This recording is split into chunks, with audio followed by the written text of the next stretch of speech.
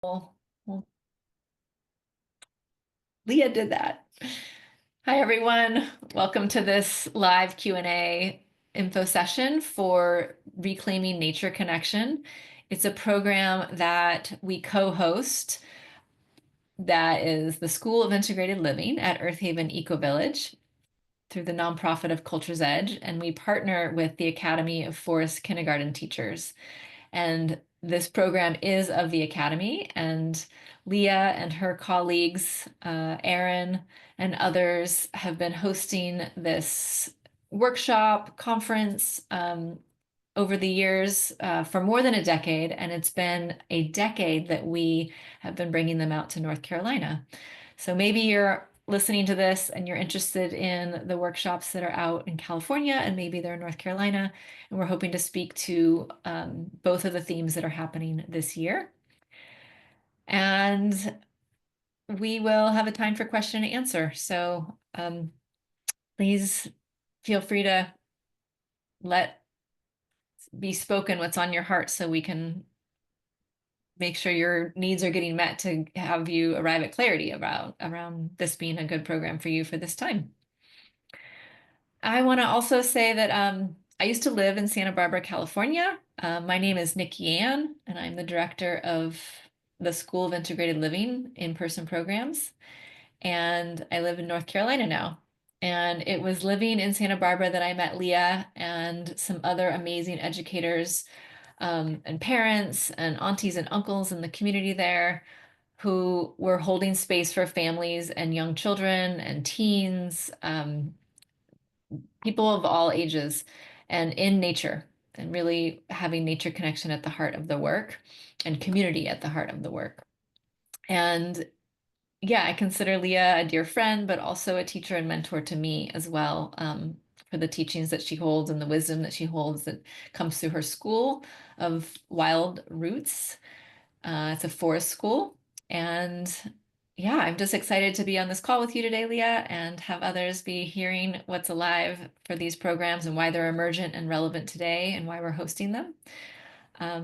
There's more I could say about either of us, but that feels like a good intro. um, yeah, so with that, just thanks for showing up.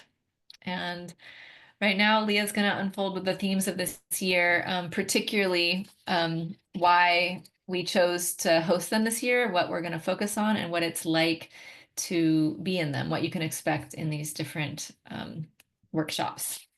And we used to call it a conference, and now we're holding it more as a workshop, but it's really a community experience that's at the heart of it. So with that, I turn it over to you, Leah.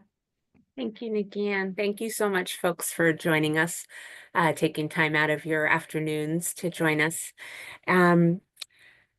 So, every year we look towards presenting at least 2 thematic weekend programs, aside from the trainings that we do for folks who want to work in the realm of education in nature connection, specifically with young children. We do those trainings in the summer, but we choose themes every year based on the needs that we're seeing, both in meeting with folks who are doing the work and what we're seeing in the lives of families.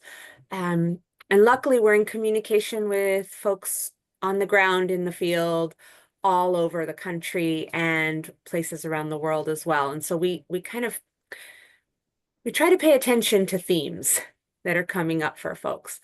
And this year, we changed course midstream just a little bit because the needs shifted after we made our decisions, which was really a gift to be able to be so dynamic and responsive for us. We always tell people when they come to a program with us, we're not going to give you a syllabus because you'll be disoriented, because we plan 100% and then we change all our plans as we go based on what we see as needed. So our first topic that we're covering actually at the end of this month here on the West Coast in Santa Barbara, California, is titled Birds of a Feather, and it's a focus on festival building for communities. And it really looking at school programs, nature connection programs as community hubs for doing this work.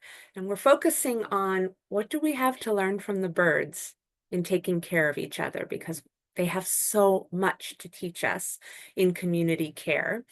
And then how do we take those lessons and apply them to strengthen, enhance, and enliven communities where children are not at the center, but children are an integral part of a community, where elders are welcome, where children are welcome, where families of young children, aunties, uncles, all can come and gather, and where those who put those festivals together learn to both create the space, but also conserve our own energy so we keep them going. This really, really important thing that we've also learned from the birds, right, is conservation of energy really matters. So that's a big focus of this one coming up at the end of the month here in Santa Barbara is creation of festivals and lessons learned for the birds on how to celebrate together and take good care of each other. And then late spring, make sure my dates are accurate here, May 10th and 11th, in Asheville, in North Carolina, in Western North Carolina. We're coming together and hosting a weekend where we're working together on working with group dynamics and behavior, on guiding young children with creativity and with confidence.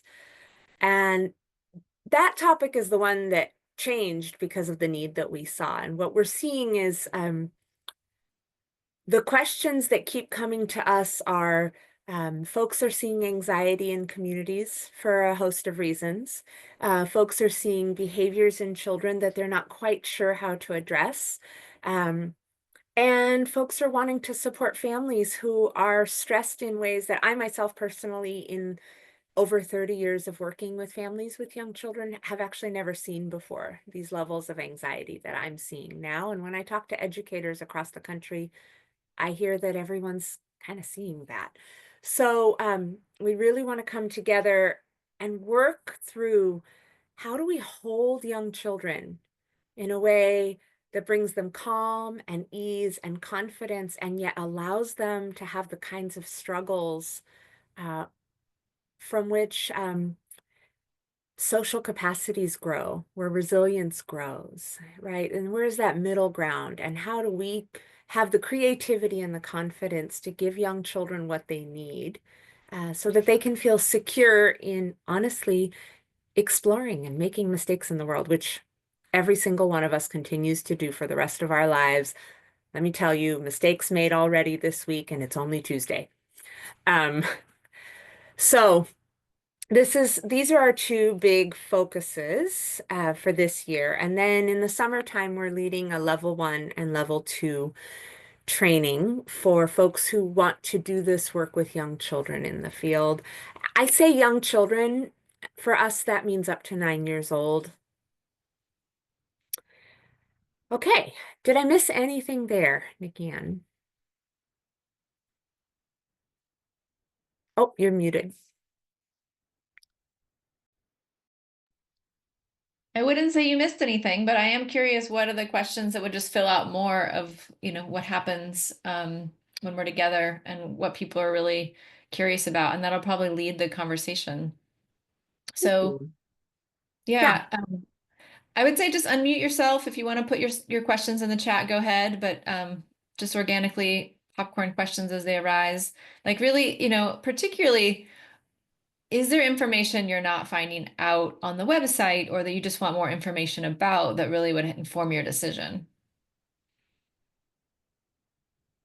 on coming to these workshops or not? Hi, I'm April. I'm so Right. sorry. I had like a freeze of my internet and missed the last 10 minutes. Can you give like a one sentence summary again? I heard festivals and then I don't really know what you talked about. I'm so sorry. No problem. North Carolina, May 10th and 11th, we're focusing on guiding young children with confidence, with clarity, and with creativity.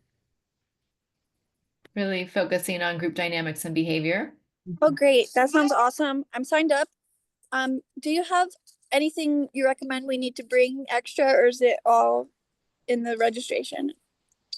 Yeah, we'll be sending out a longer list, but in general, things to bring is a journal, a notepad, a pen, the layers for the weather, whether that's rain or warmth, protection from insects, if that's the thing that bothers you. Sometimes people like to bring a chair, a water bottle, and bringing your own lunch, because we're going to be having a BYO lunch in the middle of the workshop. And then, yeah, you're welcome. And I guess I will just take this chance to say that historically we've been hosting this workshop out at Earth Haven Eco Village, which is about 45 minutes from Asheville, outside of Black Mountain, North Carolina. And we've chosen to pick a site in Asheville itself this year to make it more convenient for folks who are in Asheville or who might be traveling from afar and who can easily just get transportation to the city center and then continue with that transportation if it's, an Uber or, a paid ride, or the bus system actually goes directly to the site. So that allows people to stay in all kinds of living accommodations for the nights or stay with friends and have it be more central and not such a drive on curvy mountain roads.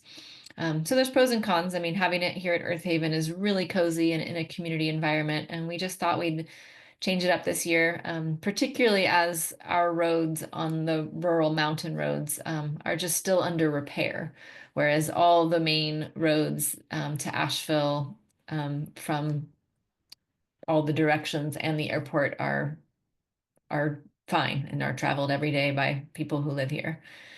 So we're playing with that experiment this year. Any other questions? Yeah, Nir?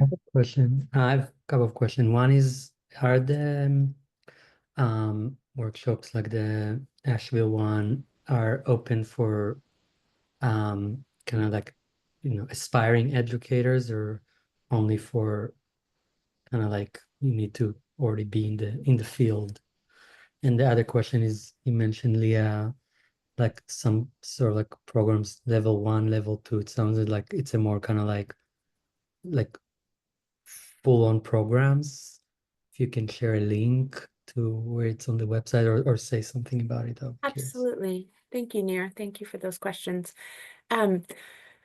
So all of our programs actually are open to anybody, including our really in-depth teacher trainings. We've had therapists come, we've had parents come, we've had folks who are interested in working in the field but haven't started. We've had folks who've been teaching for 30 years come, and that's true of the weekend workshops as well as the trainings. What I will say is there really is something for everyone. We cover a breadth of material. So we work in the realm of deep nature connection. We dive deeply into child development topics. We play a great deal ourselves. One of our mottos is, if we're not having fun, we're just not serious enough. Um, so absolutely, you can be entirely curious with no experience in the field and come, and you can be really experienced. And what we have seen is everyone's getting something out of this. So thank you for that. And NikiAnne, thank you for putting the link in there for the trainings. And those trainings are 10-day intensives.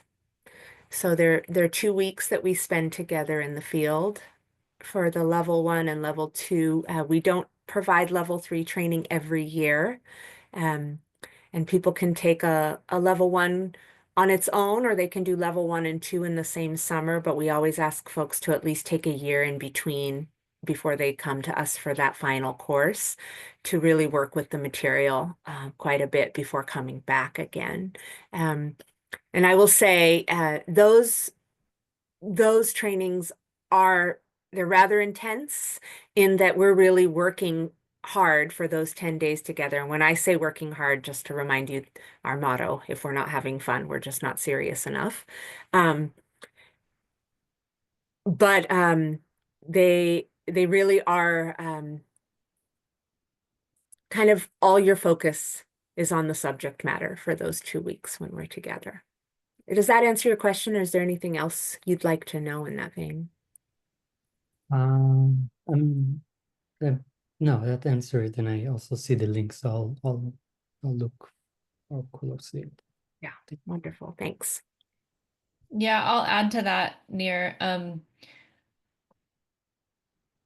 part of why I'm so committed to bringing the academy instructors and faculty out here to North Carolina or the East Coast, or it's, more accessible to the East Coast, um, selfishly was for myself and my community, and then wanted to share with others. So having gotten access to the modeling and mentorship that these women have held has been so deeply nourishing and course corrective for me from the upbringing I had. I just didn't get modeled what feels like supportive, nourishing, life-giving ways to be a human together in all the various contexts. And so I am absolutely there, even though I'm coordinating as a student, catching up with what I didn't learn in my younger years. So whether that's healing up this little girl inside, but also just becoming a better auntie and mentor and community member, like it's been so relevant, every single topic we've ever done for my life, even when I'm not overtly in an educator role. So it's been deeply healing and empowering for me, for whatever that's worth sharing. Thanks, NikiAnne. I think, one of the reasons that happens for folks is because when you work in the realm of understanding young children, you're really talking about understanding every one of us because it's where we all started, right? That young child that is still inside every one of us. It's where we all started. And so remembering what it means to be held in that place allows us to also hold ourselves. And in the end, truthfully, we can't give children what we don't have. Yeah, and for me, the distance between knowing an ideal, what I want behaviorally in myself, and culturally in my world, and it being modeled for me has been huge. Like to know it intellectually, but then not know how to implement it because I really haven't been shown it.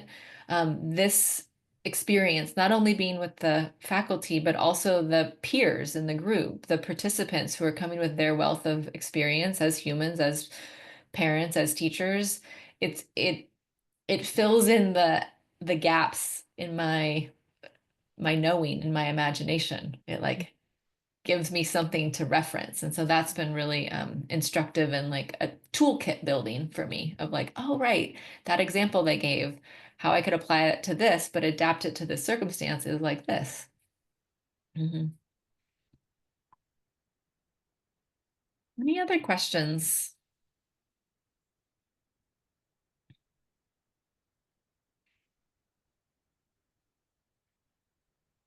Well, they may come. There's space for them.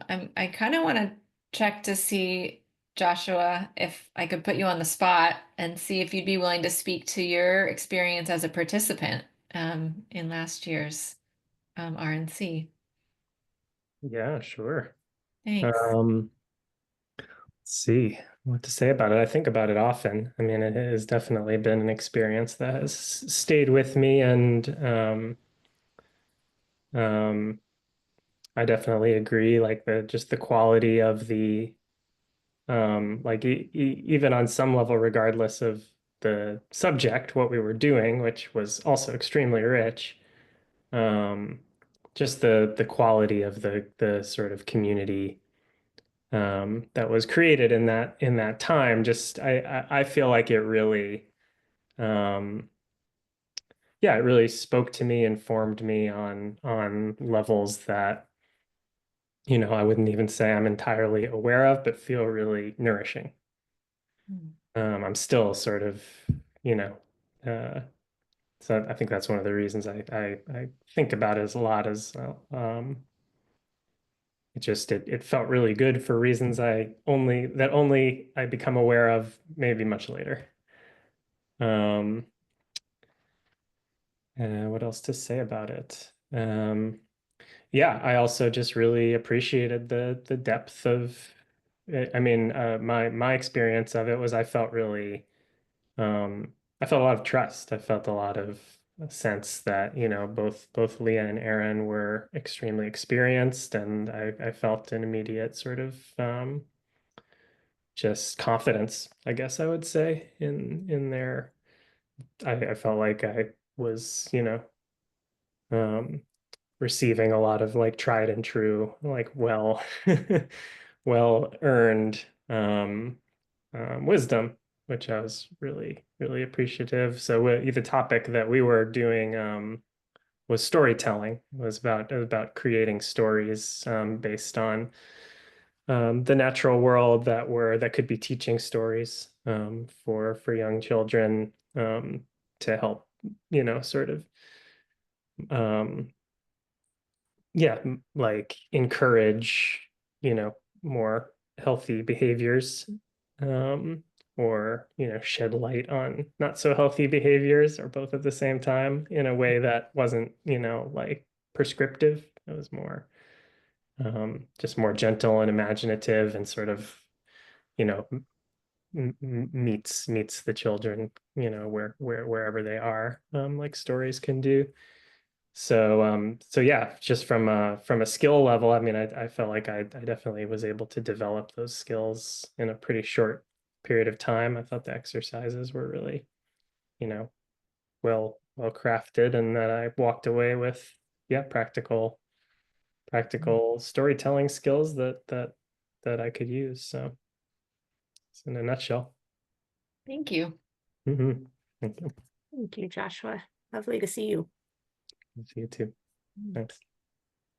Yeah, you were speaking, Joshua, about this, the expertise that and the confidence and the wisdom that Leah and Aaron are pulling from and are that live in them. And I realize that there's so much more to say about where Leah's coming from. And I don't even think I mentioned that she's one of the co-founders and co-directors of the Academy of Forest Kindergarten Teachers, as well as running her own forest kindergarten program. And Leah, I'm curious if you could share um, some aspects of your journey to get you where you are that's informing you to be what you're doing today and offering what you're giving Mm, to the world and your community. yeah, thanks. I realize I didn't say anything about that either. So thank you for that. Um, well, I sometimes marvel at saying this, but I began working with young children in 1989, which just, I mean, way back in the 1900s. So,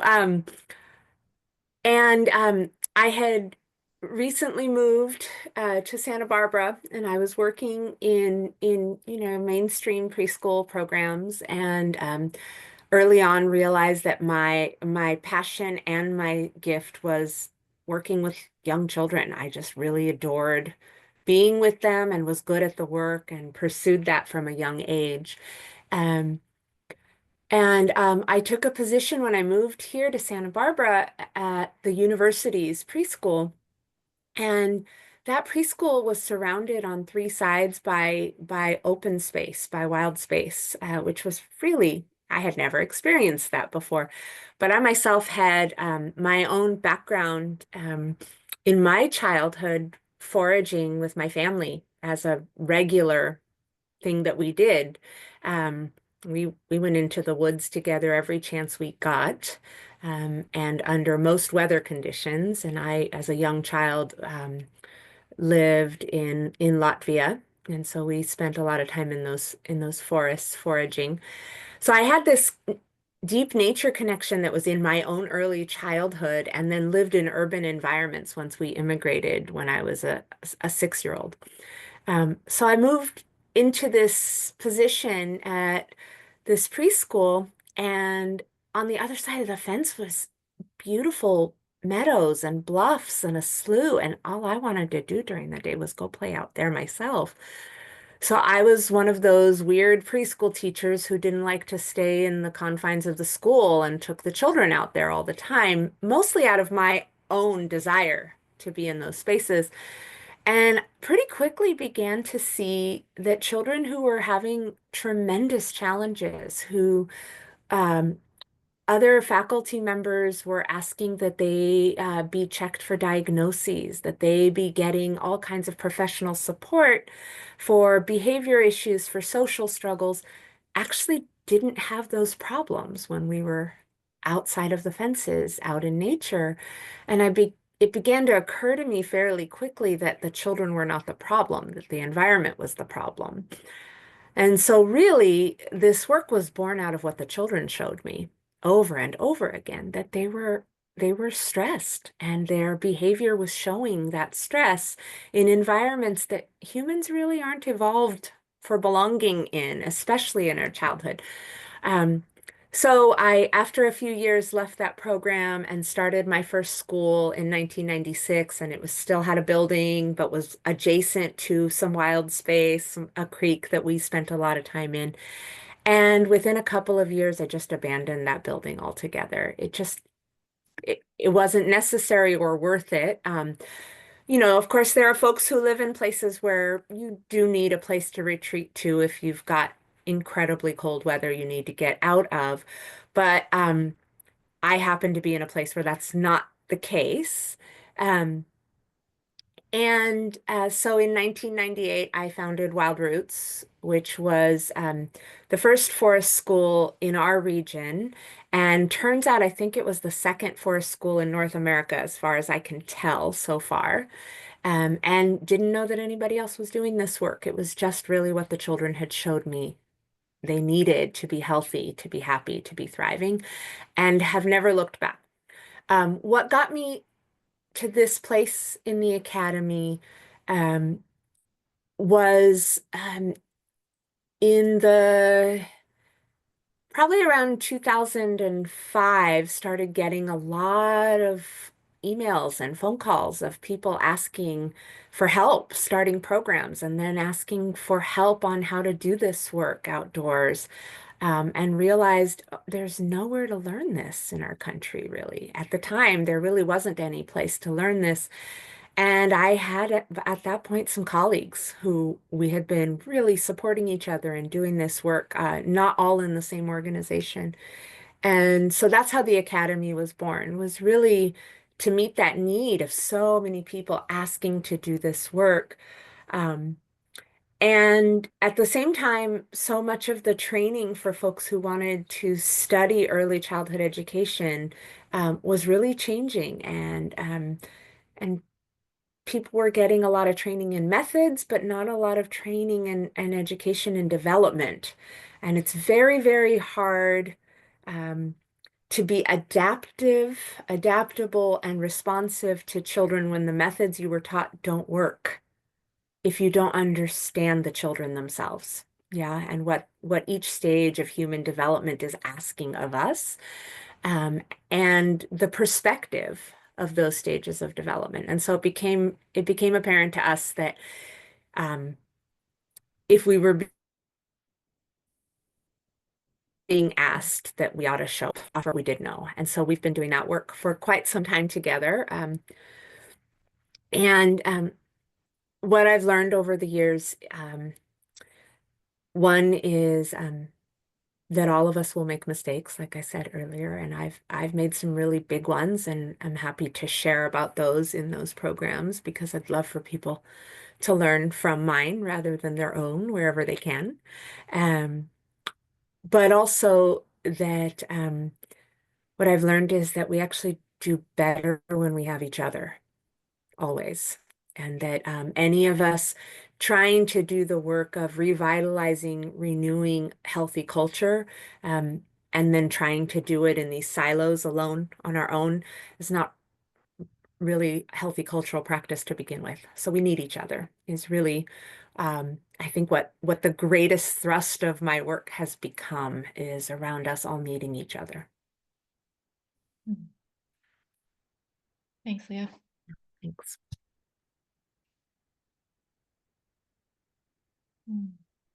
And I'm happy to entertain any questions about this work in this field.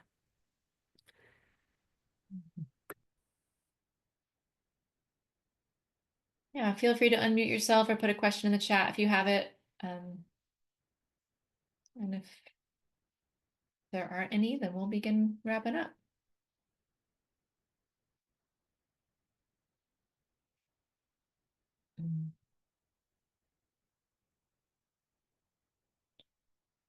I have a question. Curious about what's kind of, I don't know what the terminology, but like um are these like schools or kindergartens as such are kind of like in terms of like the the system, they're kind of considered like on the margins and like, or they're respected, like they're kind of like, what, how do they, are they viewed by, Yeah. yeah, Sorry, go ahead. How are they viewed with yeah, yeah, I don't, yeah, by the, you know, whoever's supervising, funding, whatever, and Mhm. maybe Mhm. also, yeah, that's Mhm. That's a great and interesting question in that it varies so much from region to region, both in how they're viewed, how they're supported, if they're seen as fringe. Um, there are, in North America at least, there are now pockets of concentration. So there are regions where there are a lot of these programs and they're not really viewed as on the margins, fringe, alternative anymore. Um, I know Seattle is one of those places where there's a really high concentration of nature immersion programs for young children. Um, w- um, and Washington State is the first state in the country as well that has created a licensing format where the state is a regulatory body over these programs specific to these programs rather than trying to fit under a different regulatory framework. But that varies so much state to state, and most states actually don't have any kind of regulatory framework, or they try to fold these programs under existing frameworks, which has varied results. Um, but how they're seen also really varies from community to community. What I will say, I mean, interestingly, I was in Greece a year ago and went to visit a forest school on the island of Crete. I was so grateful to get to go and visit them, and they are struggling with their Ministry of Education, for instance, in Greece, for recognition that these programs are educational. Right. And so this varies. And so you have Antioch University in North America offering training programs now, seeing this need and seeing this as a really vital educational movement. You have Denmark, where this has been seen as a vital educational movement for many decades. And then, you have everything from um, these programs are enrichment programs, non-educational, which I think is a little bit silly because I can't think of any experience that doesn't educate you somehow, right? Um, so I think that varies place to place. What I will say is because this model of education, if it's done well, is always place-based, meaning it's responsive to the landscape and the community and the culture in which it's born. um, they're going to be radically different, and they should be, right? Because what I do on my landscape makes no sense even 100 miles north of me. And the communities are different, and so they need to be different. Um, What's really interesting is my colleague Erin, who couldn't be with us today. She's also in California, but the program that she ran was in the high desert in the Eastern Sierra, a rural ranching community, largely native population as well of Paiute reservation there. Um, and what she found, I found here in Santa Barbara, parents would be concerned that children might play games where weapons were involved. And she found that parents would be concerned if their children weren't allowed to play like that because hunting and using weapons on a ranch were integral to the culture of the community. Whereas in my tourist town, um, pretty coastal community, that's not really the culture. And so even though we treated those things, she and I, philosophically in a very similar way, um, the needs of the community were different. And so the schools done well will be reflecting that. Um, there's a program in the Los Angeles area now that Manzanita School that is now running kindergarten through 12th grade deep nature immersion programs and doing an incredible job of it, honestly. Really, really great program.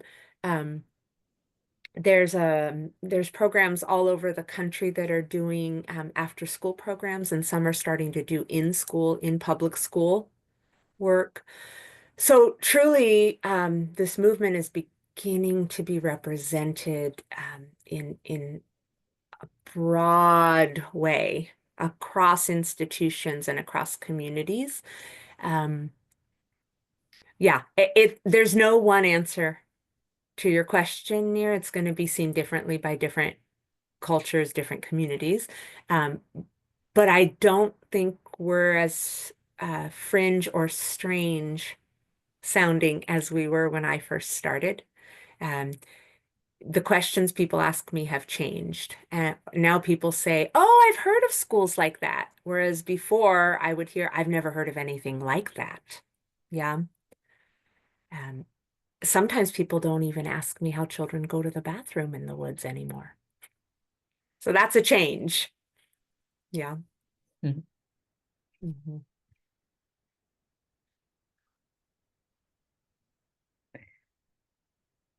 I have a question for anyone who's willing to share, but like if any of you are on the fence, like what's contributing to that on the fenceness in this moment?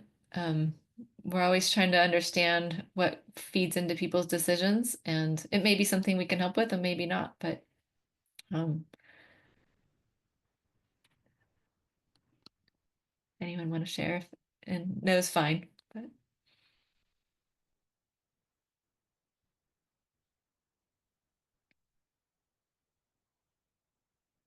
I'm seeing a question from that's are there trainings or resources specifically around safety in a controlled indoor setting? There are lots of established best practices. I'm not sure how to find them for outdoor schools. Yeah. Um, that is a really valuable question. Thank you for asking that.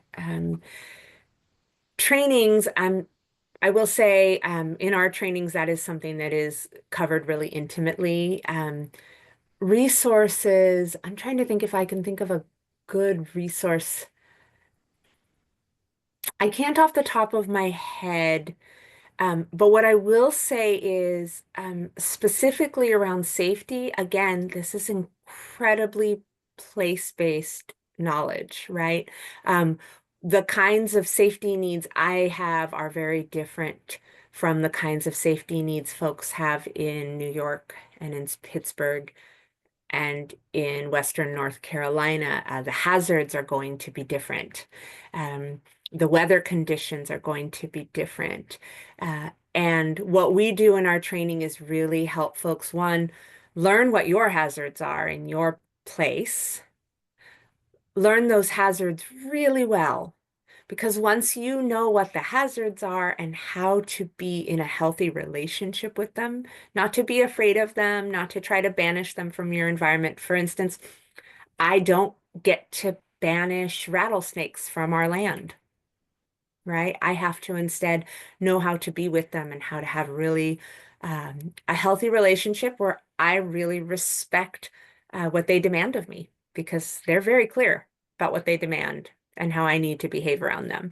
Um, but once we know our hazards in our region and we know them really well and understand them, we can relax about a lot of things.